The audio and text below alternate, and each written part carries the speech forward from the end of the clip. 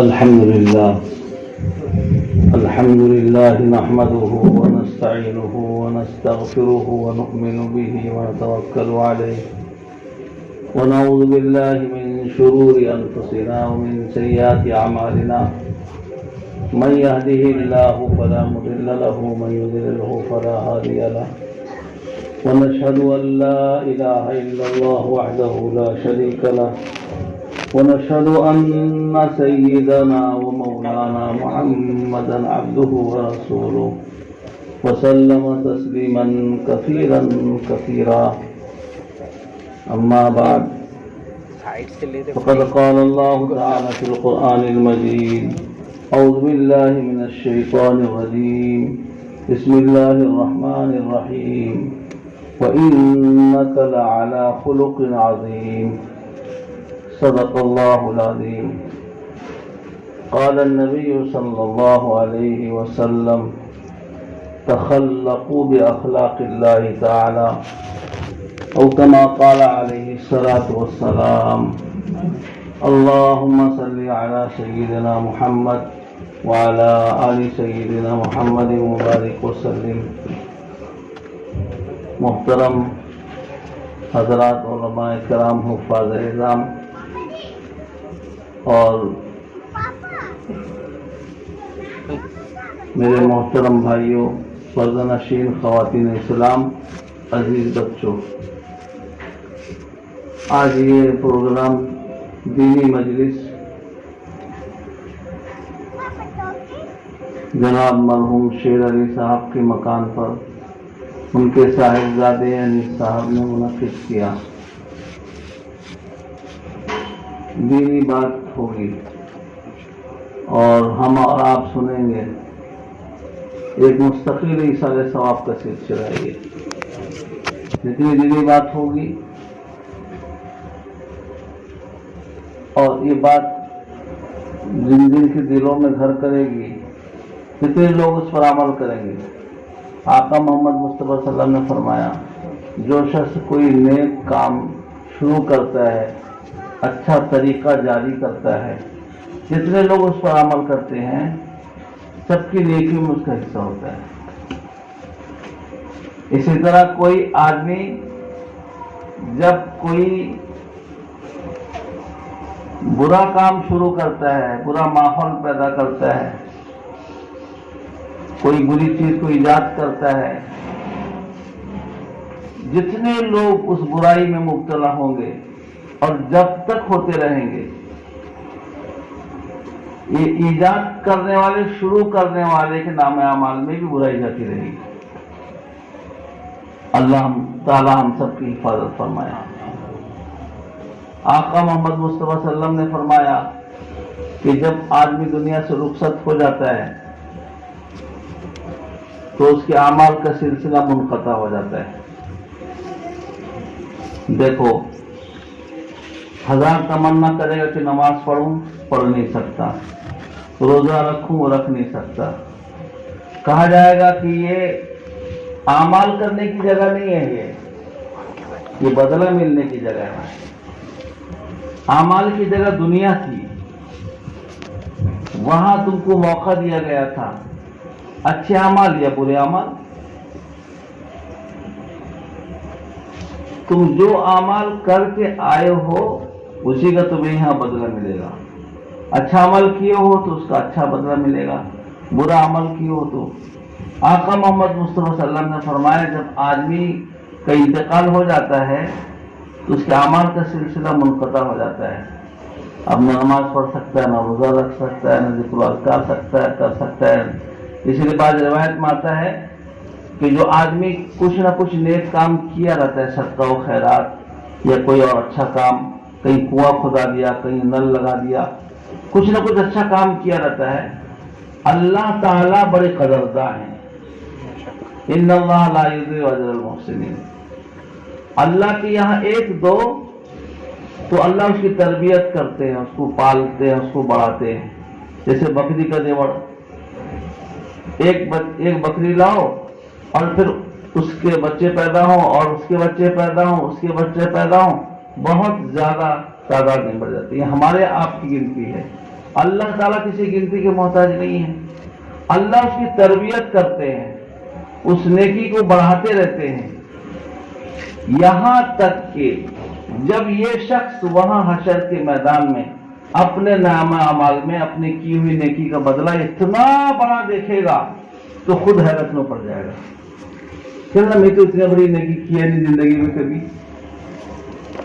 یہ جو اس کا اتنا بڑا بدلہ ہوگا اس کی نیت اور اخلاص کے بدلے میں ہوگا.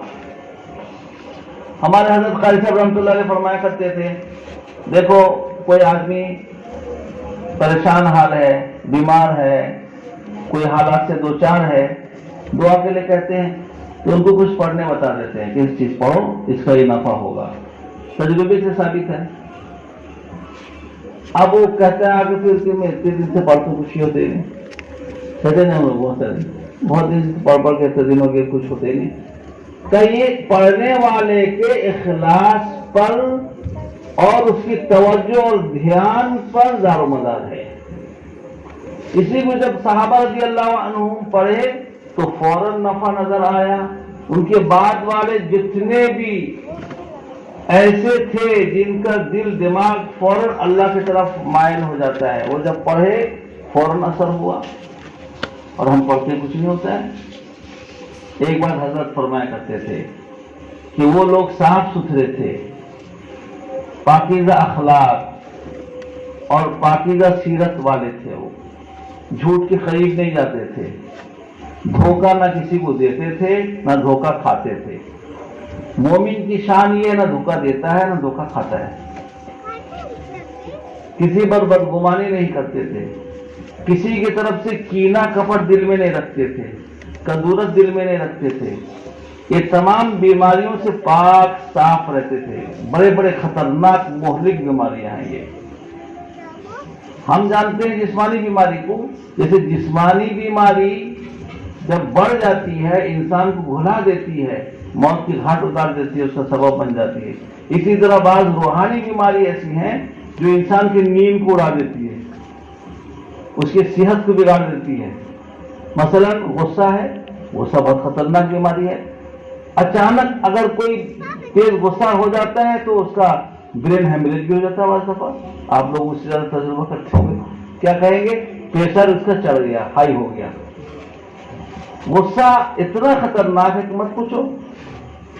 اسی طرح حسد ایک بیماری ہے بہت خطرناک. رات بھر نیند نہیں آئے گی, چین نہیں ملے گا اس کو کہیں. کب اس کو چین ملے گا؟ جس کے بارے میں برائی سوچتا ہے کہ یہ الٹ جائے, جب تک وہ نہیں الٹے گا نہ اس کو نیند آئے گی نہ اس کو چین ملے گا. اسی لیے کہا بمیر اے حسود کی رنجش, یعنی موت کے برابر ہے اس کی زندگی. کئی چین نہیں, پریشان ہے. نہ اس کو بازار میں چین ہے, نہ مسجد میں چین ہے, نہ گھر میں چین ہے, ہر جگہ بے چین ہے. کیا بات ہے بے چین ہے؟ اخلاق بگڑے ہوئے ہیں اس کے. یہ اخلاق کی بگاڑ کی وجہ سے ہے. اللہ اکبر, قربان جاؤ. ہمارے فرماتے تھے کہ ان کی زبان بہت پاکیزہ تھی, صاف ستھرے دل دماغ کے تھے, جو چیز پڑھتے تھے فوراً اثر کرتا تھا. ہماری زبان گندی, جھوٹ بولتے ہیں, غیبت کرتے ہیں, چغلی کرتے ہیں, زبان ناپاک ہو جاتی ہے. جیسے اچھا کھانا یا کوئی اور بہترین عمدہ چیز رکھی ہوئی ہے, اگر کوئی ناپاک گندا چمچ لے کے اس میں ڈالے گا تو سب گندا ہو جائے گا. تو بولتے زبان جو ہے یہ دل کا چمچ ہے, یہ گندی ہے. اس سے ہم پڑھتے ہیں حسبنا اللہ و نعم الوکیل. ہم پڑھتے ہیں نہ اللہ کی طرف دھیان, نہ یقین اتنا مضبوط کہ اس سے ہمارا مسئلہ حل ہوگا. یقین بھی ہمارا کمزور. اور آقا محمد مصطفیٰ صلی اللہ علیہ وسلم نے فرمایا کہ اللہ اپنے بندوں کے گمان کے ساتھ ہوتے ہیں. جیسا ہم اللہ پر گمان کریں گے کہ اللہ کام بنانے والے ہیں اور اللہ نے اعلان کیا ہے, یقین کے ساتھ جب ہم اس کو پڑھیں گے فوراً نتیجہ ہم کو نظر آئے گا. ایک بزرگ کے راستے میں جا رہے تھے, ادھر سے بڑھیا ہی ہوتی ہوئے, اس کی گود میں ایک بچہ تھا, اندھا تھا, اس کی بینائی چلی گئی تھی کسی بیماری کی وجہ سے, نابینا ہو گیا تھا بچہ. اس کو کسی نے بتا دیا فلاں بزرگ کے پاس جاؤ، دعا کراؤ گے تمہارا بچہ اچھا ہو جائے گا۔ اب وہ بھاگتے بھاگتے آئی، یہ کہیں جا رہے تھے، راستے میں تھے، پکڑ لیا، کہا کہ میرے بچے کی آنکھ کی روشنی چلی گئی، میرا اور کوئی دنیا میں نہیں، میرے بچے کی آنکھ اچھی کر دو۔ وہ جتنا سمجھائے کہ بڑھیا تجھے کسی نے بہکا دیا، ارے یہ کام تو عیسیٰ روح اللہ کا تھا۔ وہ نابینا کے آنکھ پر ہاتھ پھیرتے، آنکھ کی روشنی لوٹ آتی، گنجے کے سر پر ہاتھ پھیرتے، اس کا سر ہدیالہ ہو جاتا، بالکل بال ہو جاتے، قبر پر مردے پر خون باذن اللہ کہتے وہ کھڑا ہو جاتا۔ ایک مردے کے پاس صحابہ رضی اللہ عنہ کی ایک جماعت جا رہی تھی، ان کے دل میں ایک بات آئی، قبرستان پر گزر ہوا کہ چلو اللہ سے دعا کریں گے، ایک قبر کا کوئی مردہ زندہ ہو جائے، اس سے اس کا حال پوچھیں گے کہ تجھ پر کیا گزرا، جس پر بیتا ہے وہی بتائے گا اپنا حال، ہمیں کیا پتا۔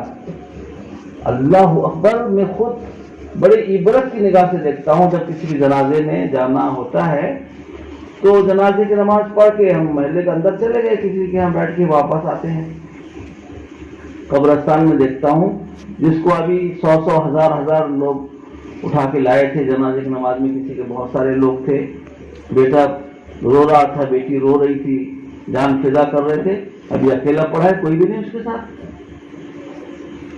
اس کے اوپر کیا گزرتا ہے وہی جانتا ہے بیچارہ۔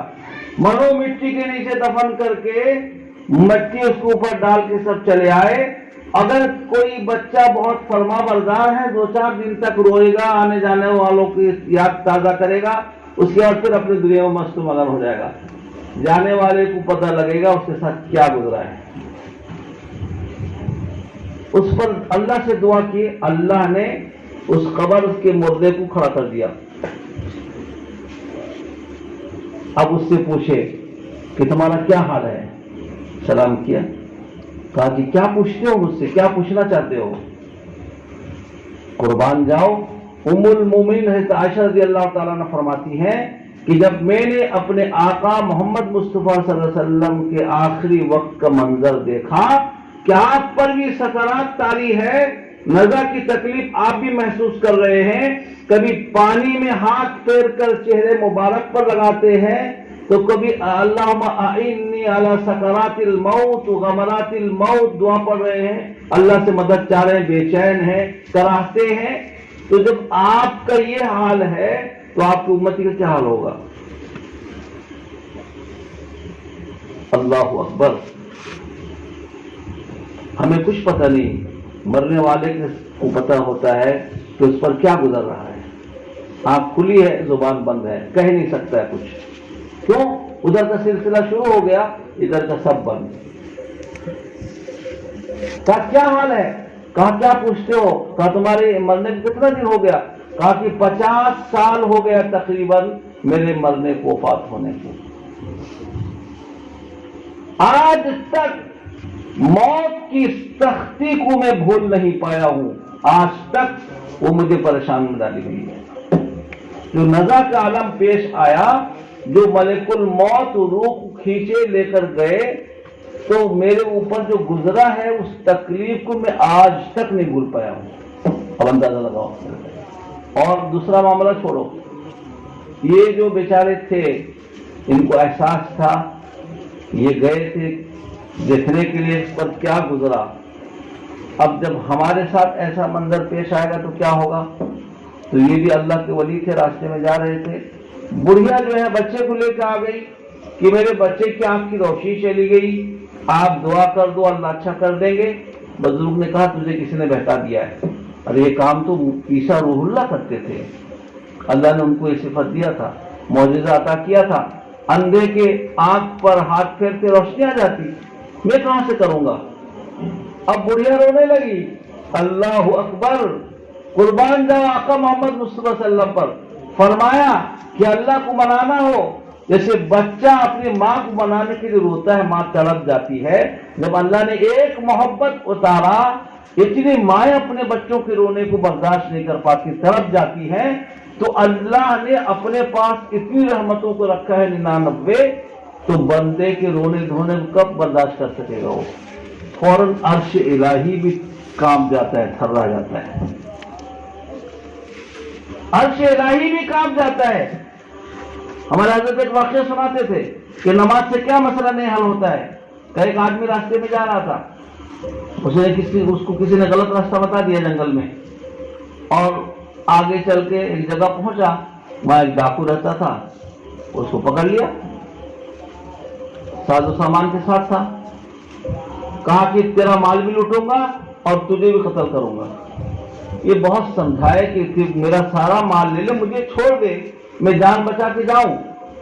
کہا کہ تم جاؤ گے پولیس والوں کو خبر دے دو گے، میں جیل میں جا کے پڑا رہوں گا، نہیں، میرا وہ سلسلہ نہیں، میں مال بھی لیتا ہوں جان بھی لیتا ہوں۔ دیکھو کتنا کھوپڑی پڑا ہے یہاں، کوئی ادھر گھر آتا ہے، دونوں معاملہ ہوتا ہے۔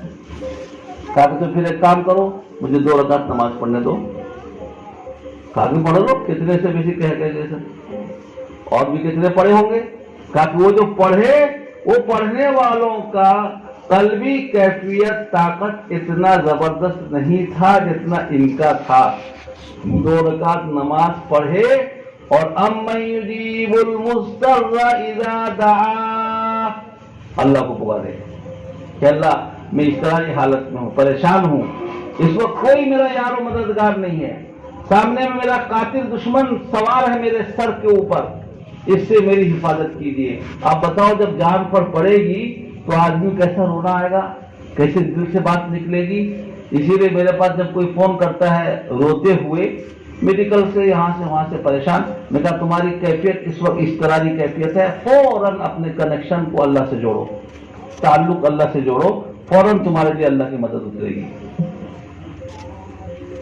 اب ہم کو سلسلہ پتہ نہیں رہتا ہے، فوراً ایک آدمی ادھر سے گھوڑے پر سوار ہو کر آیا، اس کے ہاتھ میں چمکتا ہوا تلوار، اور ایک تلوار مارا، اس ڈاکو کے سر کو اس کے بدن سے جدا کر دیا۔ آگے جانے لگا، آگے اس اللہ کے بندے نے روکا، خیر دو کیا بات ہے، تم کون ہو، کہاں سے آئے؟ کہا کہ ہم کو مت پوچھو، ہم تو امن یجیب المضطر اذا دعا، اس کے غلام ہیں، جس کو تم نے پکارا اس کے غلام ہیں۔ اس نے ہم کو کہا کہ جاؤ میرے بندے کی مدد کرو، ہم رجال غیب میں سے ہیں، فرشتے، ہم انسان نہیں ہیں کہ تم ہم کو یہی سمجھتے ہو، اللہ کا حکم ہوا، ہم آئے، ختم، تم جاؤ اپنا راستہ ناپو۔ میرے محترم بھائیوں، اس بزرگ نے ان سے کہا، بڑھیا سے، کہ میرے اندر یہ صفت نہیں، یہ تو عیسیٰ روح اللہ کے اندر صفت تھی۔ بڑھیا رونے لگی۔ اب بڑھیا جو رو رہی تھی دل سے رو رہی تھی، جیسے بڑھیا نے رویا اللہ کا عرش کانپنے لگا، فوراً اللہ کی مدد اتری، اور اپنے اس ولی بندے کے دل میں اللہ نے الہام کیا، بات ڈالا۔ کیا بات ہے، بڑھیا پریشان ہے، وہ ہمارے عرش کو بھی کپ کپاہٹ طاری کرا دی۔ تم کیا کرتے ہو؟ ارے عیسیٰ کون، موسیٰ کون؟ موسیٰ کلیم اللہ ہے تو ہم بنائے، عیسیٰ روح اللہ ہے تو ہم بنائے، معجزہ ہم نے ان کو عطا کیا، تم سے بھی وہی کام ہم لے سکتے ہیں، تم ہمارا نام لو، اس بچے کے آنکھ پر ہاتھ پھیر دو، اس کی آنکھ کو ہم اچھا کر دیں گے۔ بزرگ تھے، کوئی معمولی انسان تھوڑی تھے۔ اللہ تعالیٰ کے جو اولیاء ہوتے ہیں ان کی شان بہت نرالی ہوتی ہے۔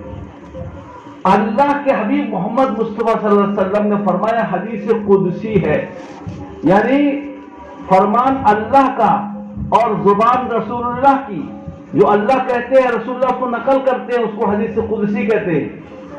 آقا محمد مصطفیٰ صلی اللہ علیہ وسلم نے فرمایا، اللہ کہتے ہیں کہ جو میرے دوست، میرے ولی کے ساتھ عداوت رکھتا ہے، دشمنی کرتا ہے، اس کے ساتھ میرا جنگ کا اعلان ہے۔ تو اللہ ساتھ جس کے ساتھ جنگ کا اعلان کرے گا، اس کو کوئی کنارہ ملے گا؟ اس کو کوئی کنارہ نہیں ملے گا۔ اسی لیے ہمارے شیخ رحمۃ اللہ علیہ فرمایا کرتے تھے کہ کسی بھی اللہ والے کو برا والا کہنے سے اپنی زبان کو بچاؤ۔ سب ولی اللہ کے دوست ہیں، صرف میرا شیخ اللہ کا ولی ہے نہیں، ایسا نہیں، سب جتنے اولیاء اللہ ہیں سب اللہ کے دوست، اللہ کے ولی ہیں۔ کس کا کیا مقام اللہ کے پاس ہے ہم کو کچھ پتہ نہیں، ہمیں اس کی ضرورت نہیں تولنے کی، کون کتنا وزن رکھتا ہے اپنے اندر۔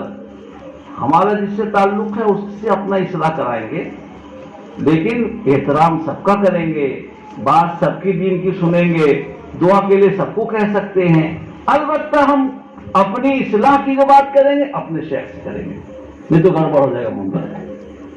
تو بزرگ اللہ کا نام لیے, اس وقت تھوڑا سا غور کیے تو مکاشفے کے ذریعے سے معلوم ہوا کہ اللہ اس وقت اس صفت کے ساتھ جلوہ فرما ہے. اللہ فرماتے خود کہ میں ہر آن, ہر گھڑی, ہر لہجہ کسی نہ کسی خاص صفت کے ساتھ جلوہ فرما ہوتا ہوں. کسی نہ کسی کام میں مشغولیت رہتی ہے, کسی صفت کے ساتھ جلوہ, اس کو صفت بیان کرتے ہیں علماء کرام.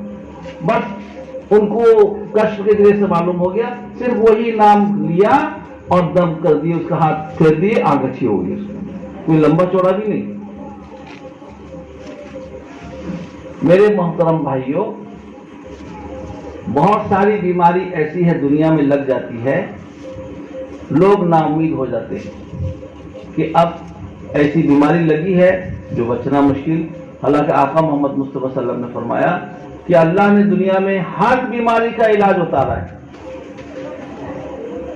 سوائے موت اور بڑھاپا کے. موت کا کوئی علاج نہیں. اگر موت کا کوئی علاج ہوتا تو ہمارے اور آپ کے آقا محمد مصطفیٰ صلی اللہ علیہ وسلم دنیا میں باقی رہتے. اور بڑھاپا ایسی چیز ہے کہاں جا کر جو نہیں آنے والی چیز ہے وہ جوانی ہے, جا کے کبھی واپس نہیں آتی, اور آ کے جو چیز نہیں جاتی وہ بڑھاپا ہے. بہت ساری بیماری ایسی ہیں جو عمر کے ساتھ وہ بیماری آتی ہے آہستہ آہستہ. گھٹنے کا درد, اس کا درد, اللہ نے جو چیزیں بنائی ہیں انسان کے جسم کے اندر وہ سب کا وقت مقرر ہے, آہستہ آہستہ جواب دیتا ہے. جیسے گاڑی گھوڑا پارٹ پرزا نہیں دیکھتے آپ, گاڑی پرانی ہوتی ہے تو یہ چیز ٹوٹ گئی, مستری کے پاس جاؤ کھولے گا تو کہے گا دوسری چیز ٹوٹ گئی. اسی طرح آپ جاؤ ڈاکٹر کے پاس تو آپریشن کرے گا, کہے گا یہ چیز ہم دیکھ رہے, دوسری چیز اس میں نقصان ہو گئی, کسی کو پتہ ہی نہیں. ہر بیماری کا علاج اللہ نے اتارا ہے سوائے موت اور بڑھاپے کے. اور بوڑھا آدمی سوچے گا کہ میں بیماری سے ایک دم اچھا ہو جاؤں, سوچنا کوئی غلط نہیں ہے, لیکن جو اس کو جتنا دن رہنا کو سوچ رہا ہے وہ اپنے سوچ کے اعتبار سے تو کوئی رہ نہیں سکتا, لیکن جتنے دن بھی رہنا ہے اچھے اعمال کے ساتھ رہے تو اچھا ہے. اچھے اعمال, ورنہ لمبی عمر ملے اور آدمی بیکار تو اتنے دن کا حساب اس کو دینا پڑے گا برائی کے ساتھ, اور کم بھی ملے نیک کے ساتھ, نیکی کے ساتھ. جتنا بھی اس کو وقت ملا ہے اللہ کی طرف سے مقرر اس کا وقت. تو میرے بھائیوں, آج جو سب سے بڑی پریشانی کی چیز ہے, ہم اپنے اندر جھانک کر نہیں دیکھتے اور اپنی بیماری کا ہمیں احساس بھی نہیں ہوتا کہ ہم کتنی غلاظت اور کتنی گندگی اور کتنے اقسام کی بیماریاں اپنے اندر رکھے ہوئے ہیں. اس کی وجہ سے ہم کو نیند نہیں آتی, ہمیں چین نہیں ملتا, ہمارے اخلاق بگڑ گئے جس کی وجہ سے یہ معاملہ ہے.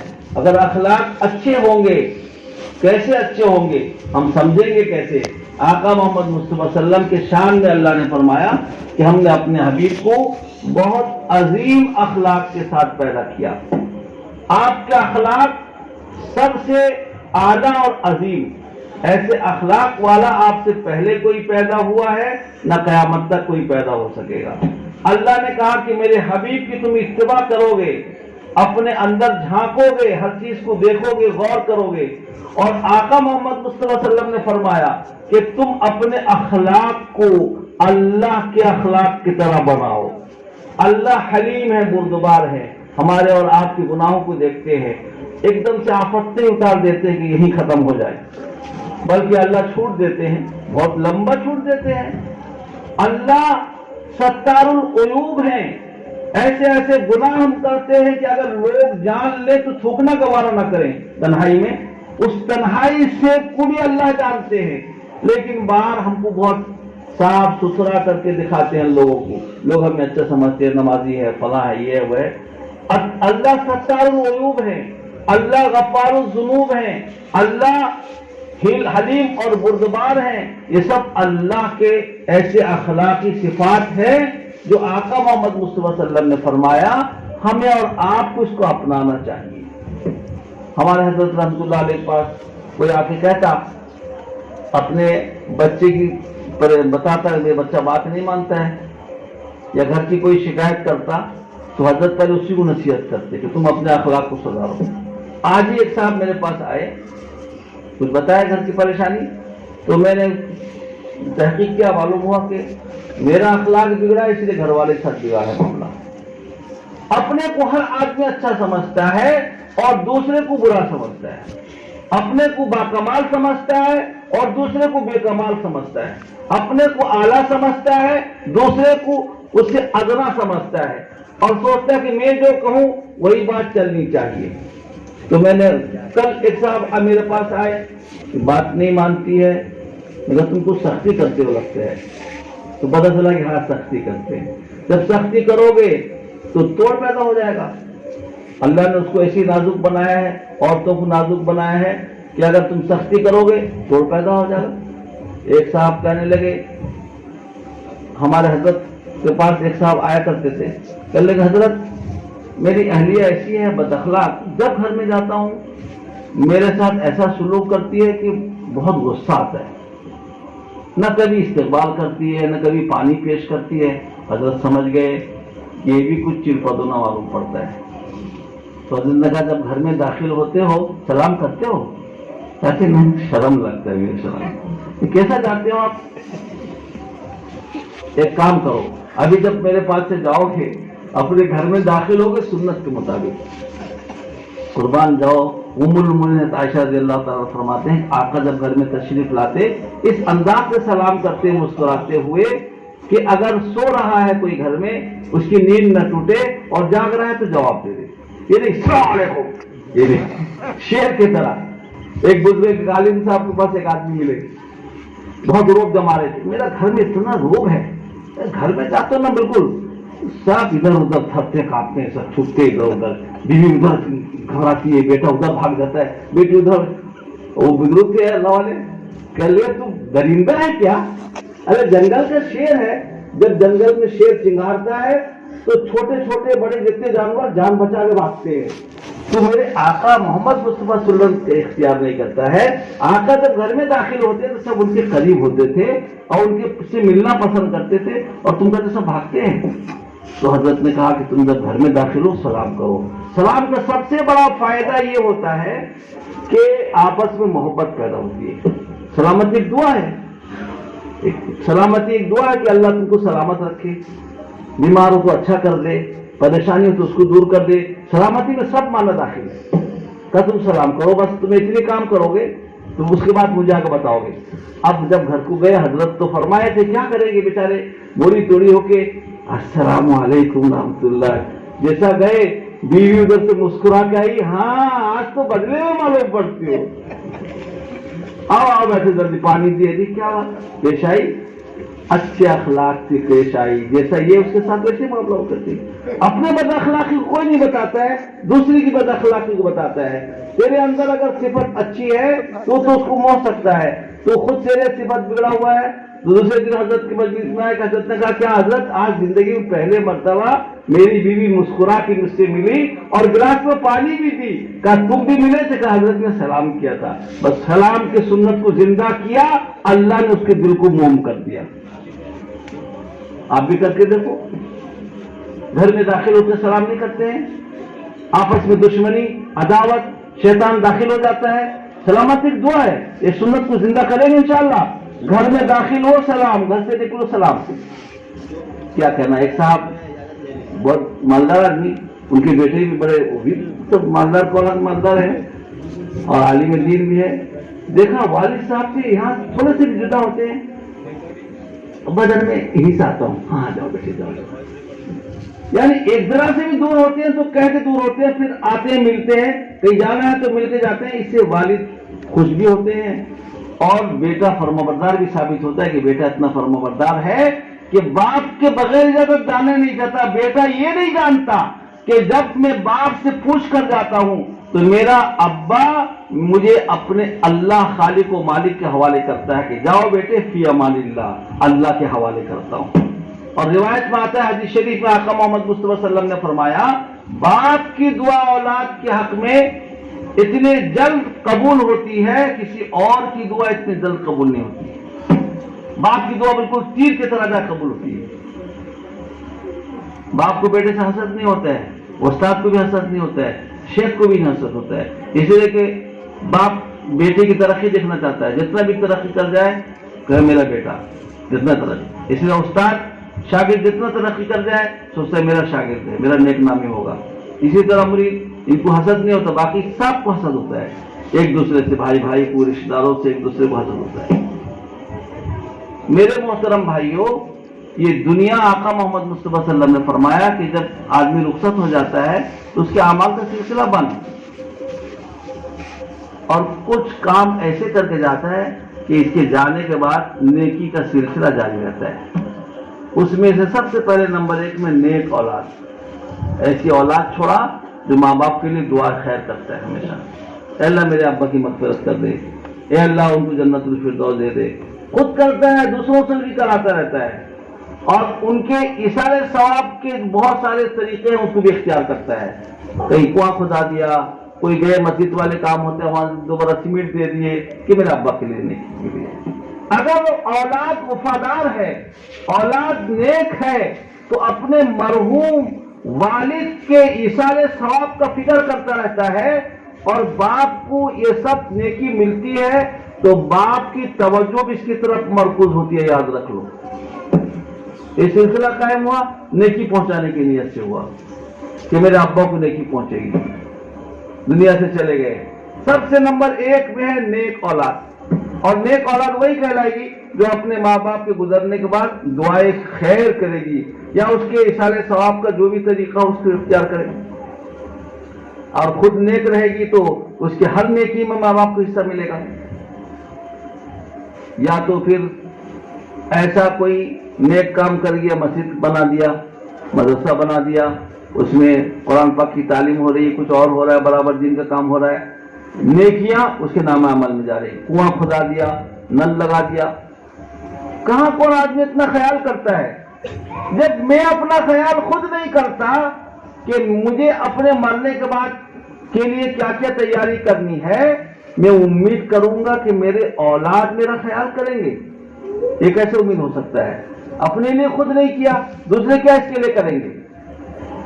اسی لیے میرے محترم بھائیوں، اللہ نے اپنے حبیب کی شان میں فرمایا کہ میں نے اپنے حبیب کو بہت عظیم اخلاق کے ساتھ پیدا کیا، اور آقا محمد مصطفیٰ صلی اللہ علیہ وسلم اخلاق کے ایسے نمونہ بنے کہ پوری دنیا ان کے اوپر فدا ہے، اور دشمن سے دشمن تاریخ نگار بھی ان کے سلسلے میں بھلا سے برا لکھنے کو تیار نہیں ہے۔ اور آقا محمد مصطفیٰ صلی اللہ علیہ وسلم نے فرمایا کہ لوگوں اپنے اخلاق کو سدھارو، اپنے اخلاق کو ایسے بناؤ جو اللہ کے اخلاق ہیں۔ اللہ کے اخلاق اگر ہم اختیار کر لیں گے، پورا بستی کا ماحول شاندار ہو جائے گا، سب کو چین سکون لگے گا، ایک دوسرے کو دیکھ کر خوشی ہوگا، ایک دوسرے کا مکان دیکھ کے اس کو اطمینان ہوگا، ایک دوسرے کی ترقی سے خوشی ہوگی اس کو۔ ظاہر بات ہے جب ایسی زندگی ملے گی اس کو تو پھر اس کو پریشانی نہیں ہوگی، رات کی نیند نہیں اڑے گی، دن کا چین نہیں چھنے گا، بلکہ ایسی زندگی اس کو ملے گی جتنا دن بھی زندگی میں رہے گا اس کو صحیح اور خوشی خوشی گزارے گا وہ۔ اور آخرت کی جو خوشی ہے اس دنیا میں اچھے اعمال پر دار و مدار اس کا۔ اسی لیے میرے محترم بھائیوں، یہ دینی مجلس منعقد ہوئی، اس میں بیان بھی ہوا، علماء کرام نے، بچوں نے نعت نظم بھی پڑھا۔ بس یہ اس مجلس سے اب خاص طور پر یہ سبق لے لیں کہ ہمیں اپنے اخلاق کو درست کرنا ہے، اور اپنے معاملات کو درست کرنا ہے، اپنے معاشرت کو درست کرنا ہے، اور اس کو درست کرنے کے لیے ہم اپنے آپ درست کرنا چاہیں گے ہونا مشکل ہے۔ اللہ نے بتایا فَاسْأَلُوا أَهْلَ الذِّكْرِ إِن كُنتُمْ لَا تَعْلَمُونَ۔ اپنا وزن کیسے آدمی سمجھ سکے گا؟ میں بات کرتا ہوں، بات اچھی ہے یا خراب ہے؟ دیکھو امیر المومنین عمر رضی اللہ تعالیٰ عنہ اپنے اوپر ایک دوسرے صحابی کو مقرر کر دیے تھے کہ جب تم میری بات کو کڑی کسیلی دیکھو، یا میرے اخلاق کو بگڑا ہوا دیکھو، یا کوئی معاملہ میرا ٹیڑھا دیکھو، فوراً ٹوک دو، پتہ نہیں چلا کہ مجھے اپنا ہر کام اچھا لگتا ہے، میں تیز زبان سے بولا اور میں سوچا کہ میں ٹھیک بولا ہوں. دوسرا کہہ سکتا ہے کہ آپ کے اس بولنے سے دوسرے کا دل چیر گیا ہے، اس کو تکلیف پہنچ گئی ہے. دوسرا آدمی کہہ سکتا ہے میں نہیں اس کو تول سکتا، تولے گا دوسرا، وہی کہے گا تم ٹھیک ہو یا غلط، تمہاری بات اچھی لگتی ہے یا بہت بری لگتی ہے، تمہارا معاملہ صحیح ہے یا غلط ہے. تو میزان ترازو اس کے لیے دوسرے کے ہاتھ میں اللہ نے دے. بس الذکر ان کنتم لا تعلمون، اگر تم نہیں جانتے جاننے والوں سے پوچھو. جیسے نماز ہم کیسے پڑھتے ہیں، کوئی جاننے والا اس کو پوچھو میری نماز دیکھو ذرا سنت کے مطابق ہے یا نہیں، نہ میں تو سمجھتا ہوں سب سے بڑھیا میں پڑھتا ہوں. پھر دوسرے کو دکھانے کی نوبت کب آئے گی؟ جب نوبت نہیں آئے گی دکھانے کی تو اپنی اصلاح بھی نہیں ہوگی، بہت مشکل ہے. اسی لیے اپنے اخلاق کو، اپنے معاملات کو، اپنے سب چیز کو درست کرنے کا فکر کریں، اور جب تک فکر نہیں کریں گے کوئی مسئلہ حل نہیں ہوگا. میرے بھائیوں فکر کی ضرورت ہے. جیسے بیماری لگ جاتی ہے، جب فکر نہیں کریں گے تو علاج نہیں ہوگا. اسی طرح اخلاق بگڑے ہوئے ہیں، معاملات درست نہیں ہیں، اگر فکر نہیں کریں گے وہ بھی درست نہیں ہوگا. اسی طرح بگاڑ ساری زندگی رہے گی اور پھر ہمارا وقت آئے گا اچانک